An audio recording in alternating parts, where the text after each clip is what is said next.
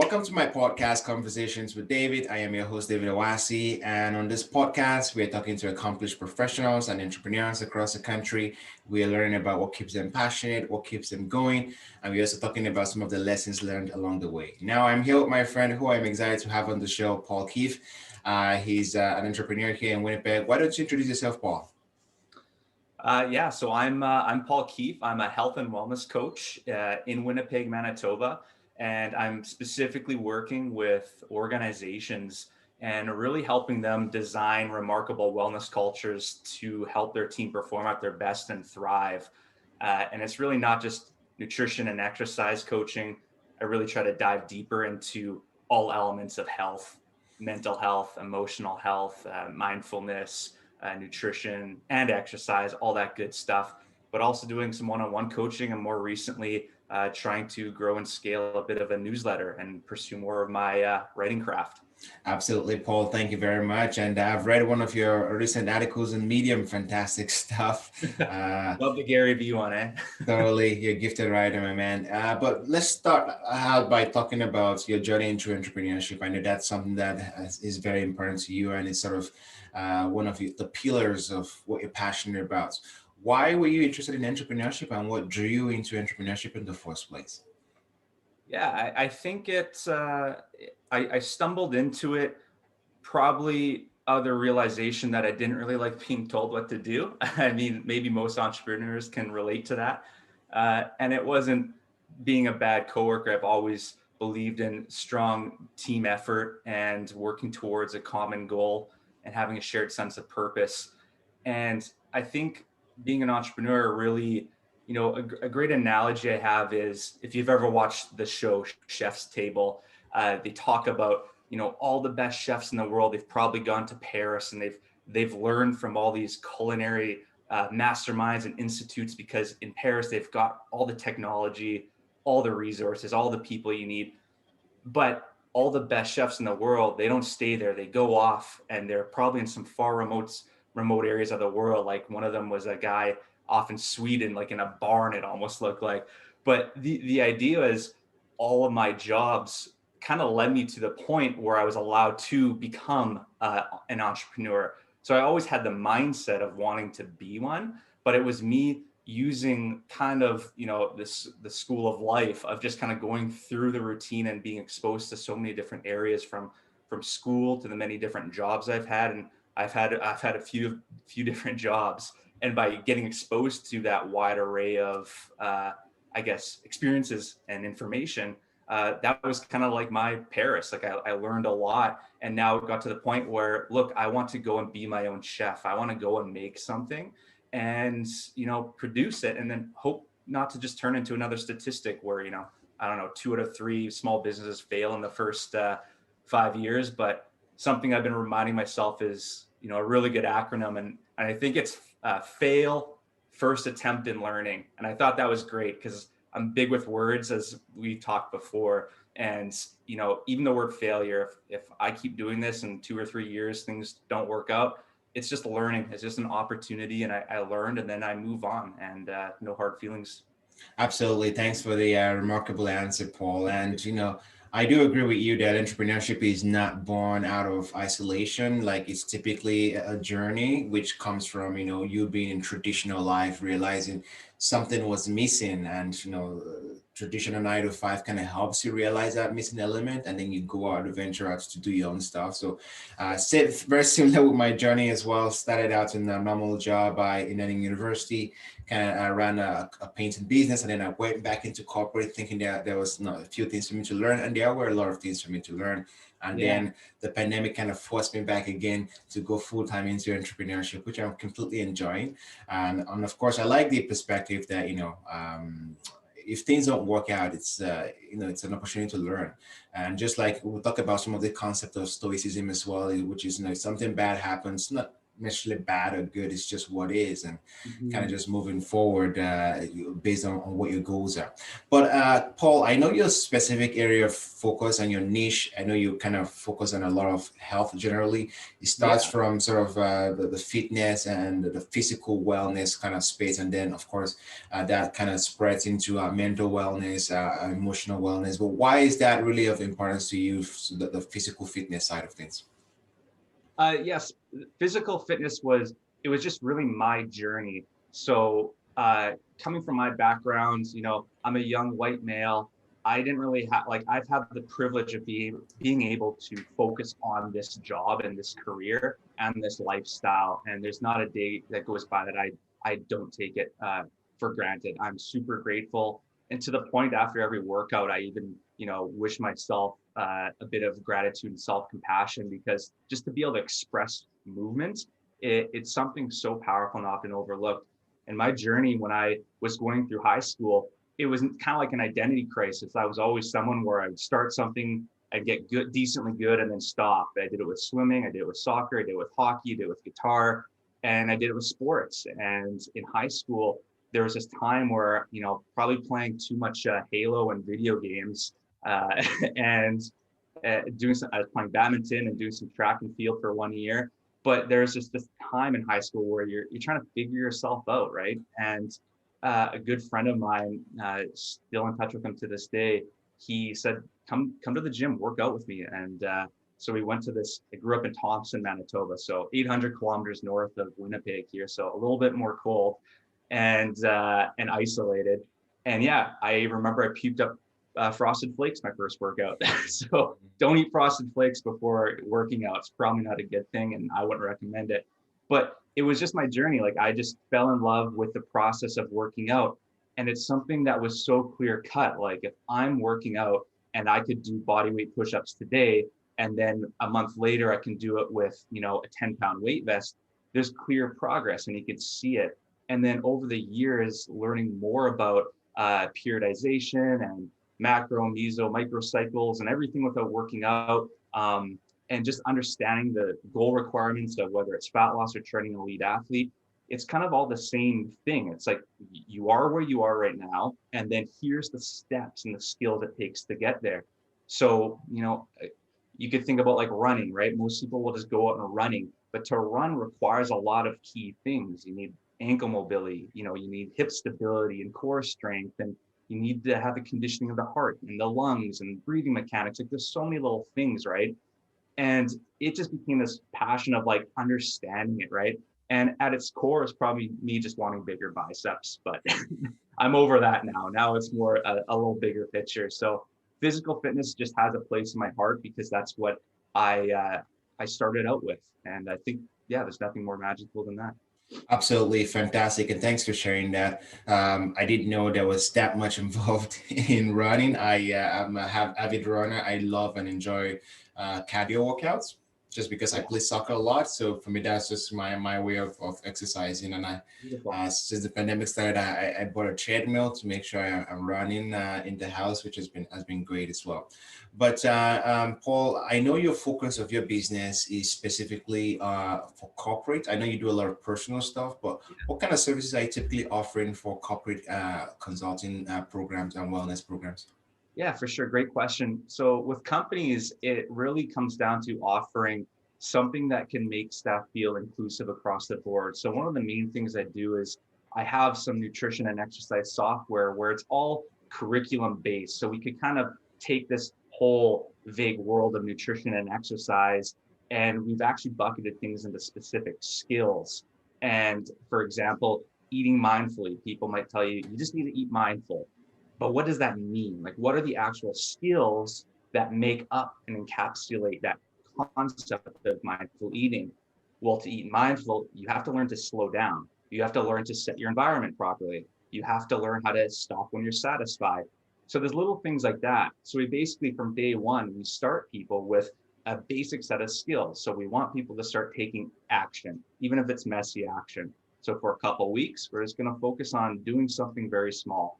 And then 2 weeks later, we're going to add on something else. And then by the end of the year, we're doing 24, 26 different habits, but you've completely changed yourself And it's amazing how that one habit at a time works. And, a lot of people are using this mantra now, like 1% better, and with James Clear's work with Atomic Habits, probably one of the best habit books I've read.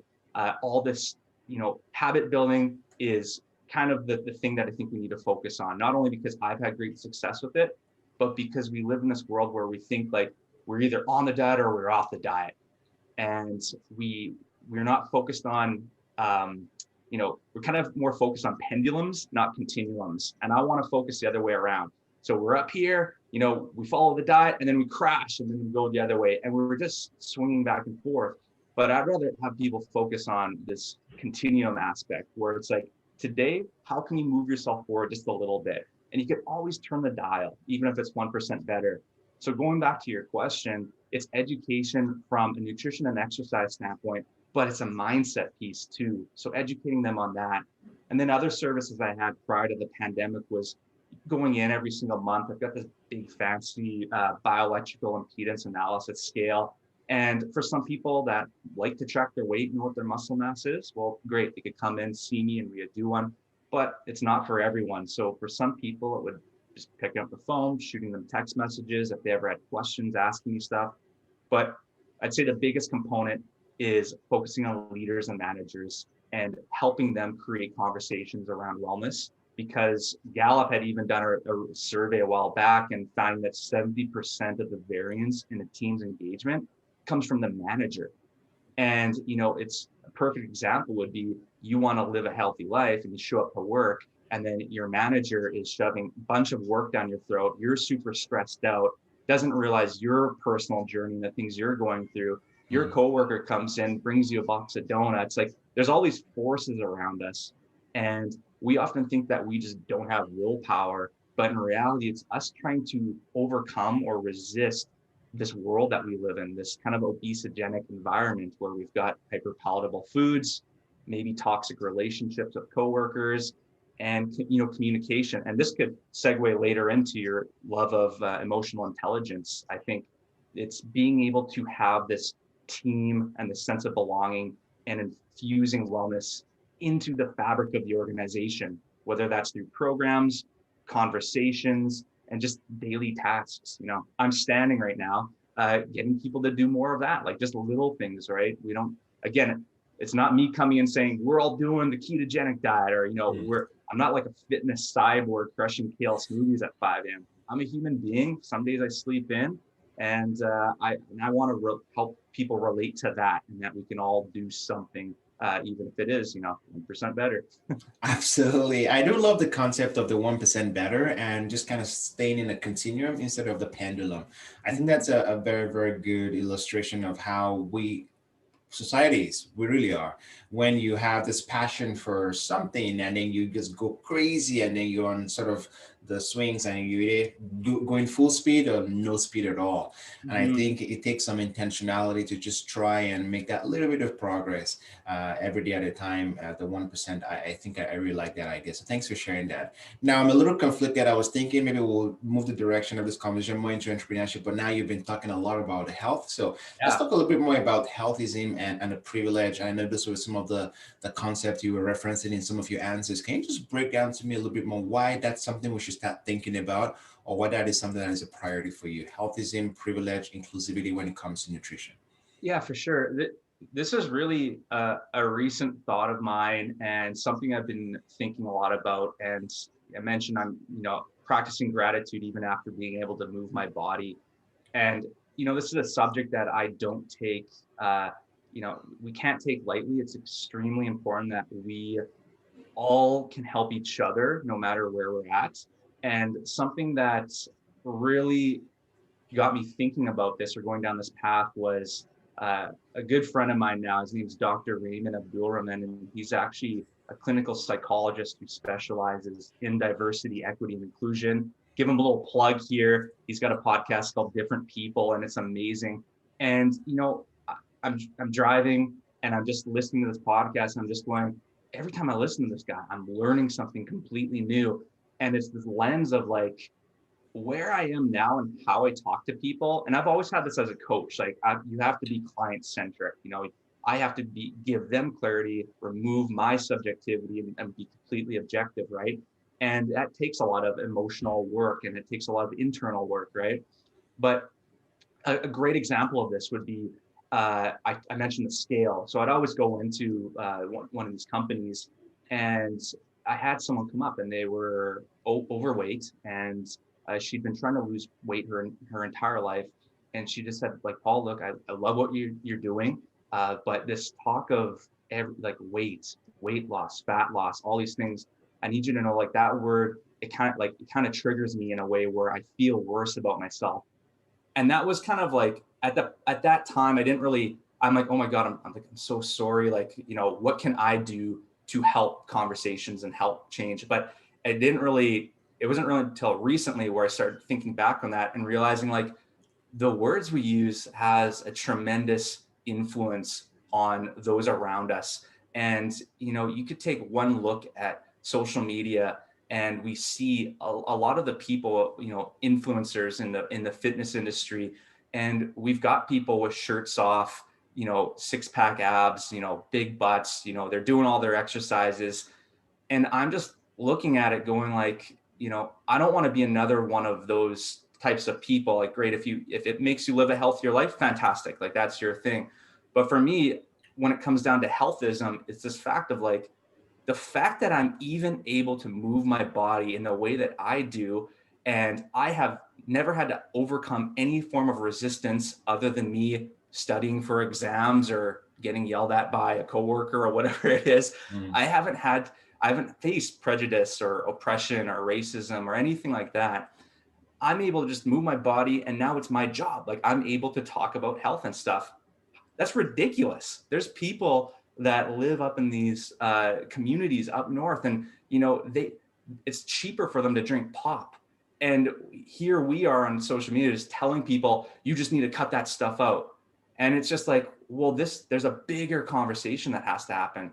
There's organizational, like, from a company level, there's political policies, there's there's changes that have to take place that are bigger than just diet. And I always tell people, like, if you're coming to me and you need to change your diet, it's about food, but it's also not about food. Usually we're eating, we're making poorer choices, either because we don't have enough information on to know what is healthy. I actually don't think that's true. I think intuition can guide us in a proper way as long as we know what that means. There's a lot of subjectivity with that, but but the idea is simple. Like, we need to be able to focus on not just the food itself. We need to be talking about mental health. We need to be listening to people and their cultures. For example, we're talking about ketogenic diets and removing, food groups, and then we've got cultures. I've got a few friends, and they're Sikh, and they're eating lentils and chickpeas and all these very high carbohydrate foods. None of them are overweight. They're all completely healthy.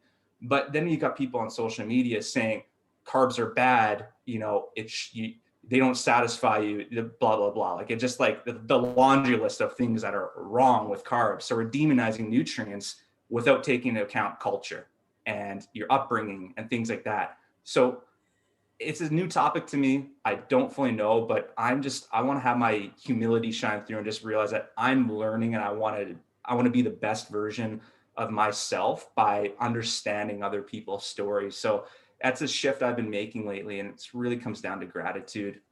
Absolutely. Wow. Fantastic. And I do appreciate, you realizing that there's so many nuances to all of these issues, especially when you're looking at things from a cultural perspective, you're looking at it from a political perspective. Life is not black and white. And it takes a sense of awareness to really understand that concept in the grand scheme of things. My wife is a dietitian, and, she's always frowning whenever she sees one more post on Instagram about cutting carbs, or seeing people who are demonizing a food group. And she's like, no, that is not scientifically the way you should be approaching it. So I do appreciate the fact that someone in the industry like yourself is also seeing things from that perspective. Totally. And I wholeheartedly believe that we have to be able to, people don't know how to have a good debate, right? A lot of people are really trying to protect their worldview. And sometimes with that, we build audiences, which really just become like of our work, audiences of our work. It really just becomes like a love fest. It's us Mm. talking to other people that share the same worldview. And it becomes real easy to kind of build your own silo. So something that I'm very interested in is I'm always listening to the extremes. And I always consider myself, I'm like diet and exercise agnostic. Like if you're moving better and it's safe and effective for you, and you're eating in a healthier way, which is safe and effective for you, then that's fantastic. Like you are where you are, and we just want to move along with that journey. So a big thing right now is this plant-based movement. So we're hearing a lot of stuff about ethical reasons, environmental reasons, all this stuff. But now I want to read about, well, is there stuff coming out that maybe shows that that isn't true? So a great question I always ask myself, right when I feel myself getting a little heated, if I listen to, a great example is someone pushing ketogenic diet, and I'm like, oh, I hate that. But I'll always ask myself, what information does this person have that I'm not privy to? And then you just ask a question and you say, hey, where did you hear that? Like, let's learn more about that. I just got a book called Sacred Cow, and it's all about how actually raising well-raised meat is actually good for the planet. And I'm not going to say that that's the way to go. I'm going to say, let me hear them out. Let me understand, because I think it's only through that understanding that we can navigate the nuance of the world. And like you said, it's not black or white. We have to understand. Absolutely. I think I was listening to a masterclass from Neil Tyson deGrasse. I believe that's how Yeah, you nice. pronounce. Yeah. Yes. And basically it was talking about, healthy skepticism being the way to really explore opinions that are very different from yours, right? You have to have a healthy dose of skepticism. You don't have to like deny everything and say everything is wrong, but you have to be like, let's question the facts, share more information with me. Let's understand where you're coming from. And Yeah. then, explore the facts, explore what the data is based off of the opinions people are giving you. So I definitely appreciate that perspective. Now so go ahead. Well, I want to build off that because I think this is a great conversation. Like, I was just listening to a podcast yesterday with a psychologist named Guy Winch on Peter Attia, and I'm going to be putting it in my new weekly wellness digest. But he was talking about uh, it wasn't skepticism, it was complaining, and it was this, he was studying this because at the time no one studied the psychology of complaining, and what he found was 95% of people with a complaint, they wouldn't voice it. They wouldn't say it to the person that they needed to say it to. And for good reason, because sometimes it takes a lot of effort. There's a lot of time that goes in. Like, imagine picking up the phone to try to get Apple support, or, trying to get through to the government right now with people and their stimulus checks and EI and CERB and whatnot. Like, it is hard to do that. It takes a lot of time. But then what he found was those very people would go and tell 12 to 16 other people on average that complaint. 12 to 16. So they would spend more time than it would actually take in total to just try to talk to the person. And they would tell all their friends and family and anyone they come into contact with. And the issue with that, though, is we know from like a hormonal level that, we always say like you getting chased by the lion. I think we need to use a better analogy, but like our brain, that versus public speaking, it's all the same thing. Or someone cutting you off in traffic, it's the same thing as you getting, hunted down by the lion or whatever. It's the same hormonal level, that hormonal cascade. And every time you're talking to someone and you start getting heated, you're reliving that experience again. And what happens is you start to you feel like a victim, because you're telling it to someone who can't help you. They could just agree with you and you're like, oh, it feels good. This person like agreed with me, but you're reliving it. So most people so we'll talk about like the 5% that do complain, even them, they're not good at it. Most people get angry. They just like, I can't do it. And they just hang up the phone, or they don't know how to talk to the other customer service agents. And likewise, sometimes customer service agents just aren't that good. They're just monotone robots, basically, right?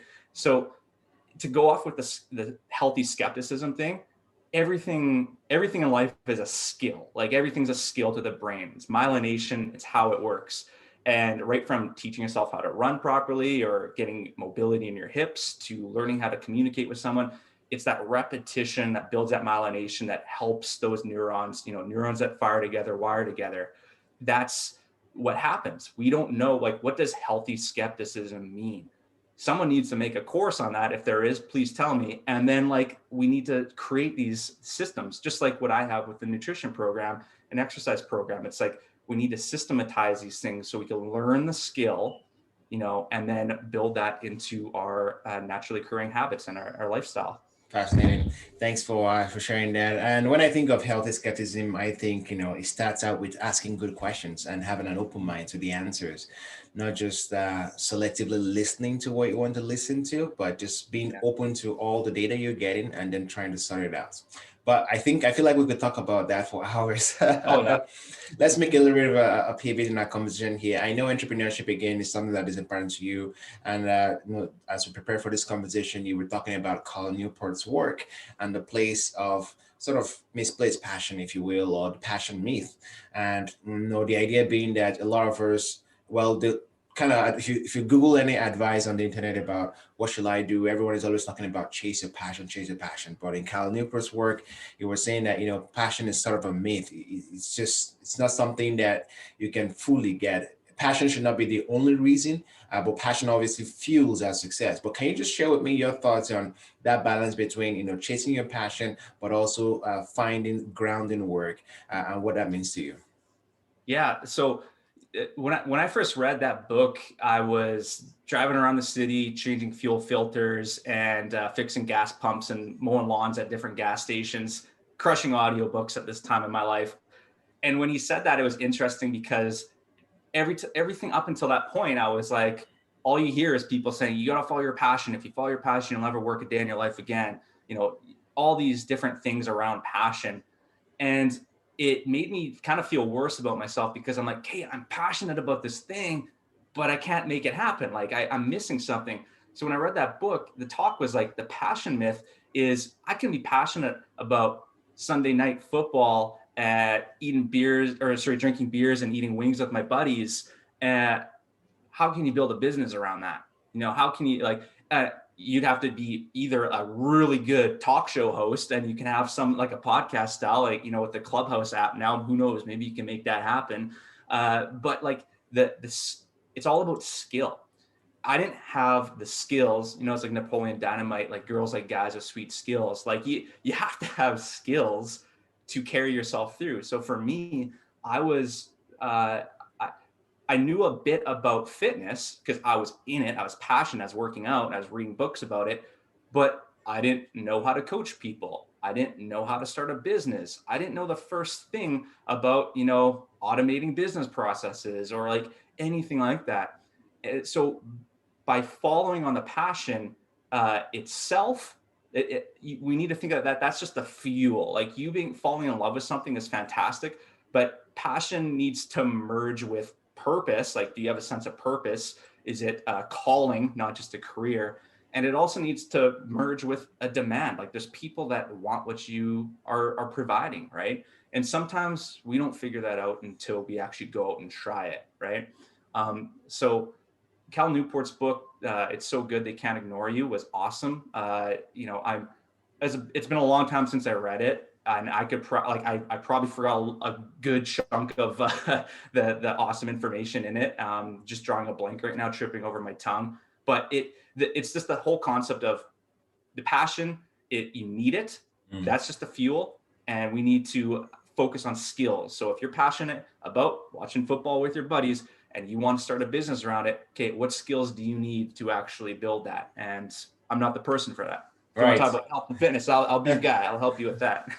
Totally. And I think in that same book, he also talked about, building those skills and working at it for a long period of time, right? You have to be almost an expert to some extent and not just like jumping from stuff to stuff just because you like different things. You have to be focused enough to spend time to build a skill over a long time and gain some level of mastery in it to then be able to see any sort of substance out of it. Otherwise, you'd be, one will find themselves being a jack of all trades, master of none, which and I'm that guy. I'm the master of none. I feel I've always been passionate about it. There's a word in passion. I've always been passionate about this.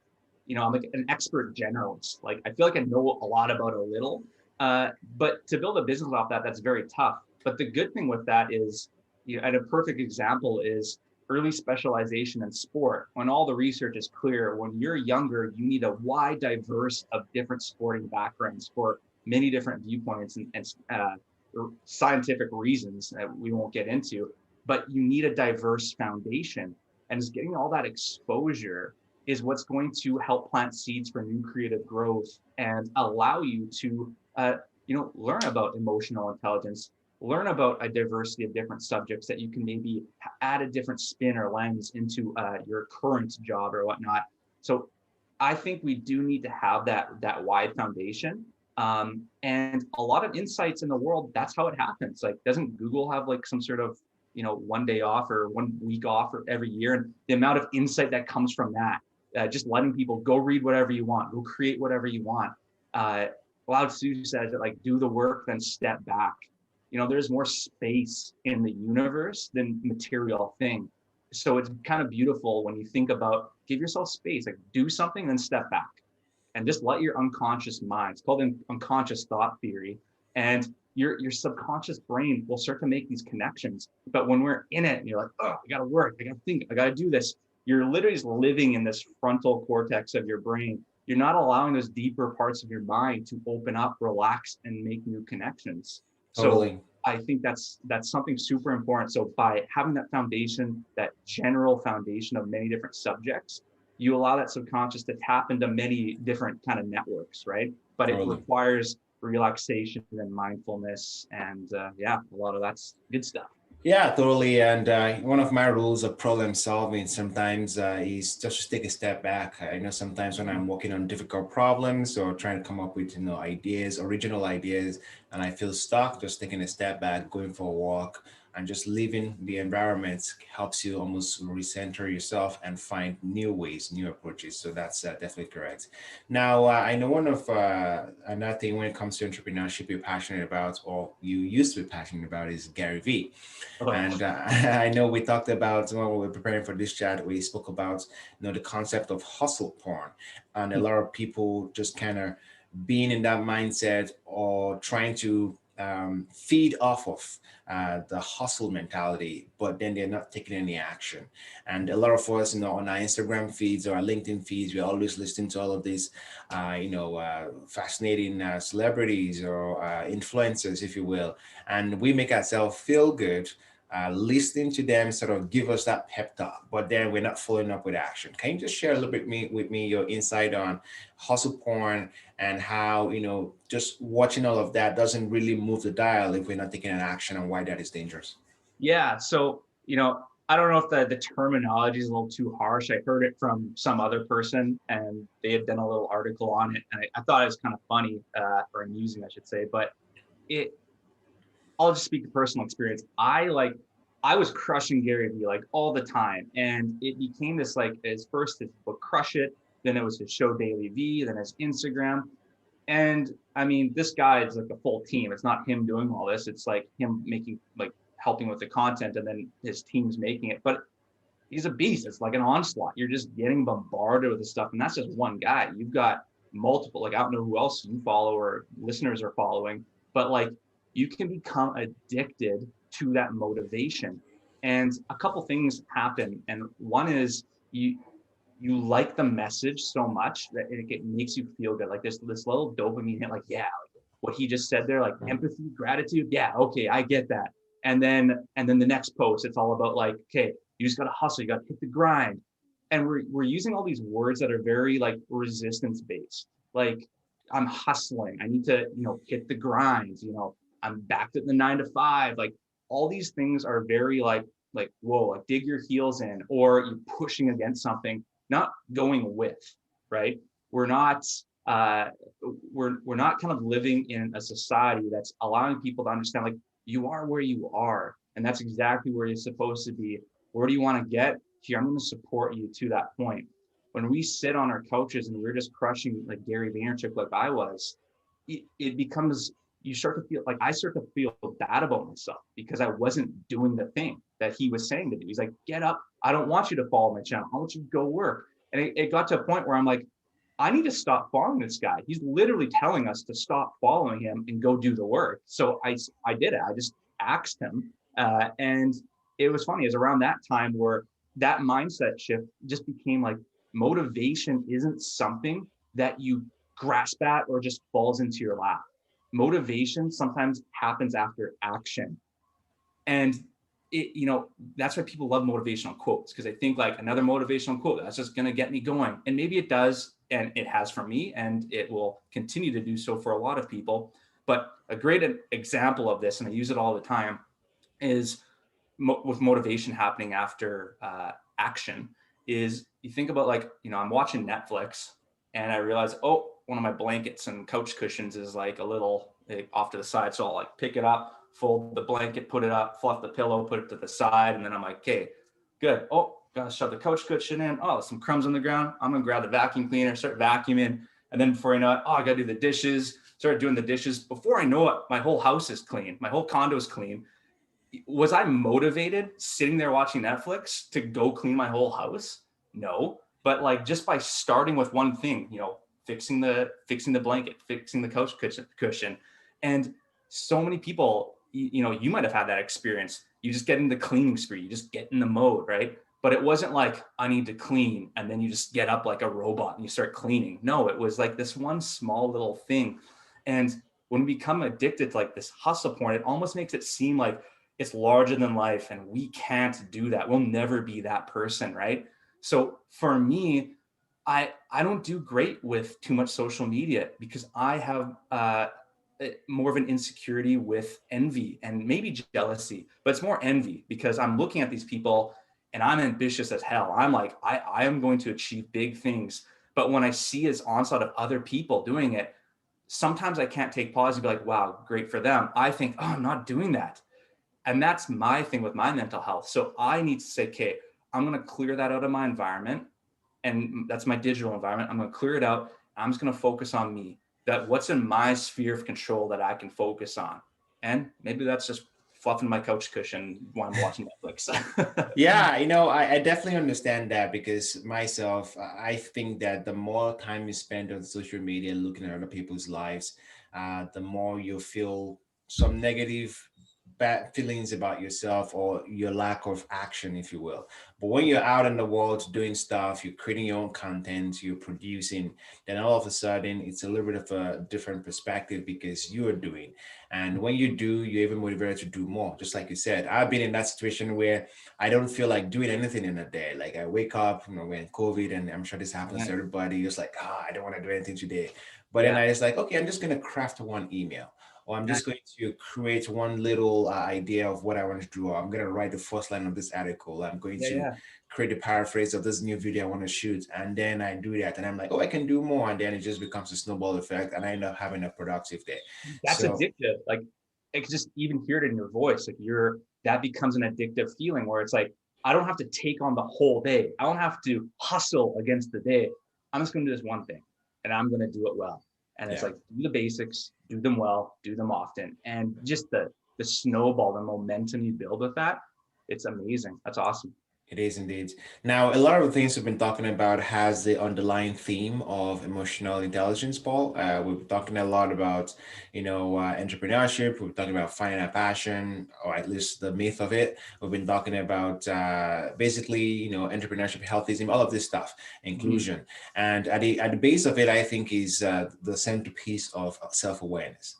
Mm-hmm. And, oftentimes a lot of people want to do things, they want to do great things, but they lack the awareness to even know where they are, to see how they can improve or grow or find the right resources to get them to where it needs to be.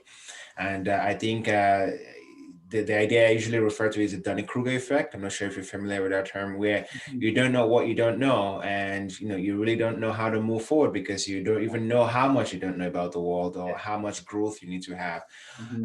As entrepreneurs, as career professionals, what would you say, in your opinion, is a place of that self-awareness or even sometimes emotional awareness, which is more my area of niche, in really finding that personal growth and development and reaching our goals that we set for ourselves? Yeah, no, that's a fantastic question. And I actually wrote down one little phrase that I love, but I think it doesn't have its place for this conversation. So I'm going to lean more into, again, we'll talk about skills. What makes up the skill of self-awareness? And that's tough, because we could kind of take like the maybe more Zen Buddhist style approach, and we're very caught up in our technology and our work, and we think that we are our thoughts, but we're not. Like there there's someone that is in there that can witness your thoughts. Like you're saying something, but you're witnessing yourself saying it, right? And then even deeper, there's probably an observer of that observer. So when it comes to this whole thing of like self-awareness, well, understanding that the self is just a construct of I, a word, a state of like consciousness. But there's more to you than that. There's like there's this presence. And I'm not going to get all wishy-washy with it. I'm just going to say that self-awareness is a tough thing, and it's ongoing. You will constantly be doing it. And if someone says that I'm awakened or I'm enlightened, well, just the fact that they're using I'm or I and they're talking like that, kind of like condescending, we'll just call that enlightened ego. And Adi Ashanti talks a lot about that. And I've had that where I'm like, I've meditated, every single day for a year straight. I know myself and I feel good. And then you see other people that are getting agitated. I'm like, oh, they only meditated. But instead, the better self would just see them and be like, that person needs some help. That's where that person is.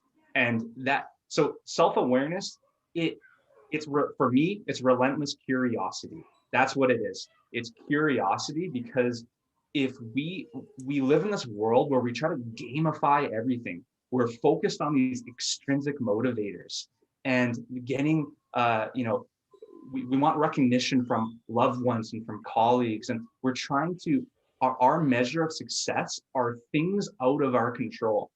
And there's so much research, which is getting more light on now, but recently hasn't been. It's like, it's intrinsic motivation and self-determination. So intrinsic motivation is the fact that, like, if someone says like, what's your goal? And I said, I just want to be healthy. That's an intrinsically kind of motivated goal. I just want to be healthy. It's not a smart goal. It's not that great because there's no specific benchmark. But the person that says like, look, I just want to walk because I want to be healthy and it makes me feel good, versus a person that says, I need to get 10,000 steps a day so then I could get this award that my company's putting on. What that person who's more extrinsically motivated is more likely to fall off the plan of moving more in the long term than the person that just moves consistently because there's an inherent love for the thing. So it comes down to this whole concept of like, the thing you do on day one is the thing you do as a master. And I love that. I think that's like a Zen proverb or something. We'll say Paul made it up, like Michael Scott, like he missed the 99% of the shots you don't take. Wayne Gretzky, Michael Scott, we'll put Zen proverb, Paul Keefe underneath. If I want to say, say for instance, I'm 30 pounds overweight and a year from now, I want to be 30 pounds lighter. So today I've probably got to do a few things. I've probably got to start walking more. So let's call it 8,000 steps a day. I've probably got to get my sleep in check. So I'm going to start sleeping at least 8 hours every single night. And I need to get my hydration down. Like, I'm just crushing coffee too much. I need some more water. I got to cut the booze out. So I'm going to start drinking 3 to 4 liters of water a day. So I'm going to start doing those things. And I'm going to start doing them today. I'm going to do them tomorrow, next week, a month. Flash forward a year. Guess what I'm still doing? I'm still doing that exact same thing, maybe to a different degree, maybe a little different nuance into the context of that situation, but I'm still doing that thing. I'm still moving more, staying hydrated, sleeping a lot.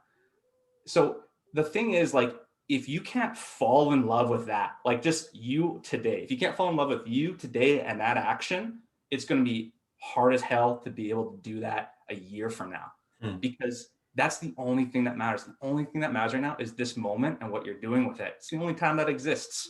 The past is over. The future doesn't exist. You're going to make your future, but it starts with right now, right? And it's all like wishy-washy, like, and I'm not a motivational speaker. It's just like, look, this is the context of the situation.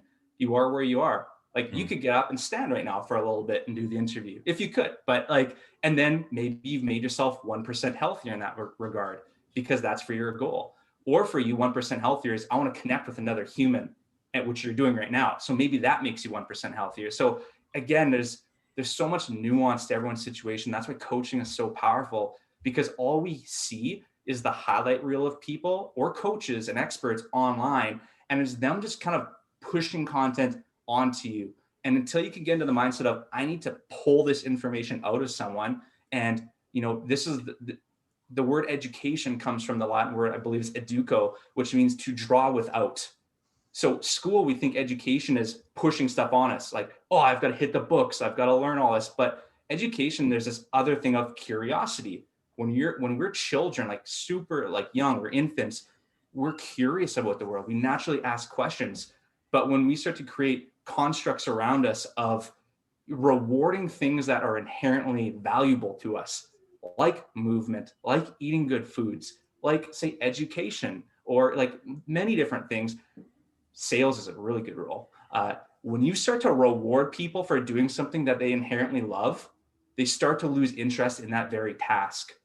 And that's been proven by research. And the other thing is they start to take extreme measures or shortcuts or do things that harm the entire team to get to that goal. And it's something very common in sales is people take shortcuts or they break relationships with customers because they're just trying to get to this target number, which is very vague. And I'd like Simon Sinek talks a lot in his newest book, The Infinite Game. And I highly encourage people to get it. And afterwards, I just add the lens, like with health and wellness, this is the infinite game. Like if you tell me you want to lose 30 pounds in a year, that's awesome, like amazing. Because once you start committing to action, even more amazing, because now you're actually building that self. But a year later, I just want to know, like, what are you doing? Like, are you still living that healthy life? Or is it like at 30 pounds out, you're like, oh, now what? That's something I'm not sure yet about goals, because humans were wired to always have goals. And it's like, if you don't have a goal, you feel like you're a failure. I think there's times where you need to live your life. Like you've got to live, and you can be 30 pounds down and maintain that weight and have a good social life and dabble in a nice fancy cocktail or a beer every so often. Absolutely. Thanks for that insights. Wow, that's a lot to unpack there. But one of the things I really picked out of that answer, Paul, is the place of curiosity in awareness, because awareness is all about trying to peel the layers, trying to understand what's going on. And for myself, when I think of awareness, I typically approach it from a place of emotions, because I think that emotions are very, very powerful forces, for good or for bad. The drivers in different ways. For example, I know, when I was running my business, one of the biggest drivers of me grinding and going hard was recognition. I wanted to be recognized for running a good business. Yeah. And it was interesting because when I was thinking about it, I would be like, I've made the money I want to make already, but I just want to have that dollar amount to be able to say I brought in this amount of revenue to my business this year. Yeah. And for myself, that was very interesting, just trying to peel through the layers. So I think when we are talking about awareness, especially emotional awareness, I think, the simple way to just kind of approach it is just trying to ask yourself why. Okay, this is what I'm feeling. And being objective about it, it's not a good thing. It's not a bad thing. It's just what it is.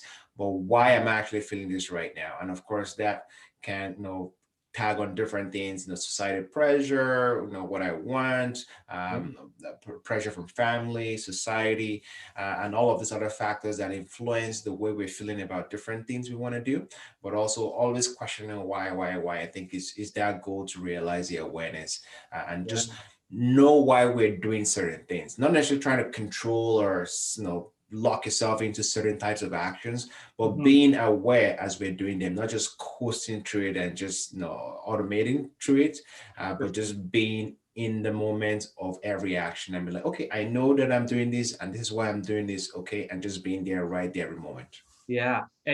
It's a lot like when you're saying this, I just hearing the word observer come to mind.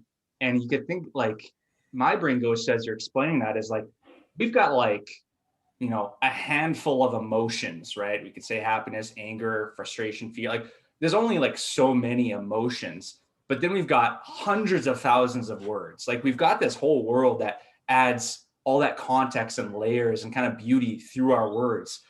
But those are all just labels and stories, which are trying to express things that are very powerful and beyond words. Like like if you say you're angry, sometimes it's hard to tell people, you're self-aware, okay, I'm angry right now. And you say it, but you almost feel like you're kind of like a chump for saying that, because there's more to it, of course. There's more to your anger because of all these different things that happen, but you don't have the words to explain it. And I think that's why what you said is just asking why, and just having the humility and the self-compassion to say, like, look, I'm a human being.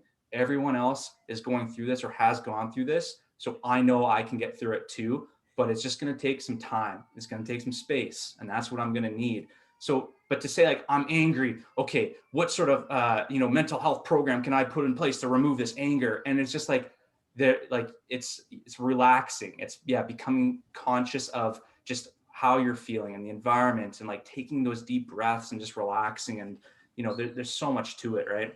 Absolutely. I do like the element of self-compassion as well too, because a lot of people, they don't let themselves dwell, especially in negative feelings. Yeah. They just feel uncomfortable with it, and they want to just move on very quickly from those negative feelings. I'm sad or mad or angry, Yeah. and They don't like it. They they don't don't want to like it. move forward with it. And in reality, it's like, no person can comprehend or understand and navigate the human condition. It's it's ridiculous to think the only way that we can get through difficult situations is to go through them, but to do them together with people and to talk about them. Uh, and I'm not sure the reason, like the true psychology behind why it's difficult to like why would it be hard for me to pick up the phone and talk to a therapist when I know I can? The barrier to entry is so low now, right? Why is it difficult? I don't know. Maybe I don't want someone else to hear the inside of my life. But we know every time you're done talking about something, you feel better. And a great example of this is there's been like more times than I care to like say out loud and count, is I go to ask someone a question, like maybe it's business related or maybe it's life related. And I start typing out the email and I get like one or two big paragraphs. And then by the end, I'm like, I'm not going to send this. I already figured, like, okay, I know what I have to do. Delete, delete, delete. And then you go and you move forward. It's just because you talked it out loud, either onto paper or to someone else, that you're able to work it out. So like journaling is powerful. Like the connection of the hands and the minds. And you read Mastery by Robert Greene, talks a lot about that. Like, just writing, like don't use a computer, like write down in it like a journal. And it's not just a matter of doing a gratitude journal. Like, oh, if I do my gratitude journal today and I write down my 3 things, I'm going to experience X percentage increase in my overall well-being. I'm grateful for a roof over my head. I'm grateful for food. No, like the idea is like, you need to get real. You need to write it down, put it down, and feel it. Like, what does that gratitude feel like? And another great one is to write a letter to someone that you care about. And then you could read it out loud to them, or you could send it to them, or just write it down and keep it for yourself. But then right? So it's this whole idea of just, we need to, I almost forgot what the question was, but like I had a reason for it. But the idea is basically, we need to create that ability to express ourselves. You can't hold it down. So whether your way of expressing yourself is through an instrument, through working out, hitting the punching bag, or writing in a journal, like you need to have that release. You need to have that thing, as long as it's in a healthy way. Yes, totally agree with you. Well, our 1 hour is pretty much up, and it's just flown by so quickly. That was fast. Fastest hour. Very, very fast. Thank you very much again for your insight, Paul. It's been so awesome hearing your insights. I really appreciate the fact that you're very well read. Like, I love speaking to people who have researched from multiple angles. Just absorbing all of that information for me is just good. I really appreciate it. Any last word before I let you go here? Any last piece of advice or wisdom that you want to share? Piece of advice. What 1% better? Do one thing you can today to just live a little bit healthier. Whether it's getting another glass of water or getting up and doing some stretches, just take action. You don't need another motivational quote. You know what you need to do to move forward a little bit. So Totally. Totally. I love that. I think that's one thing I'll take away as well. 1% better. Don't worry about the extremes. Just 1% to move the dial forward. It's been a pleasure here, Paul. Thanks for coming on the show. Really appreciate it. Hey, thank you, David. Take care.